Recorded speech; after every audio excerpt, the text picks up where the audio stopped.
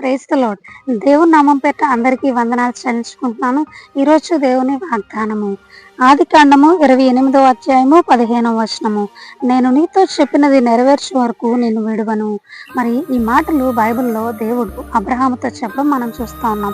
మరి ఈరోజు నా జీవితాల్లో కూడా అనేకమైన వాగ్దానములు మనం పొందుకుంటూ ఉంటాం కదండి.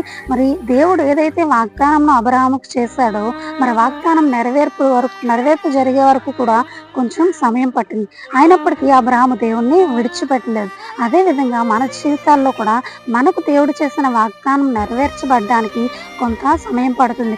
కానీ మనం ఆ సమయంలో ఎప్పుడైతే ఆయన యందు నిరీక్షణ కలిగి, ఆయన యందు విశ్వాసం కలిగి నమ్మకంగా మనం జీవిస్తామో ఆ వాగ్దానం మన జీవితంలో నెరవేర్పు జరగడం మనం చూస్తూ ఉంటాం. కాబట్టి మన జీవితంలో ఎలాంటి శ్రమలు వచ్చినప్పటికీ ఆయన వాగ్దానం చేసిన దేవుడు నమ్మదగిన దేవుడు. కాబట్టి మనము ఆయన యందు విశ్వాసం కలిగి జీవించే వారిగా ఉందాం.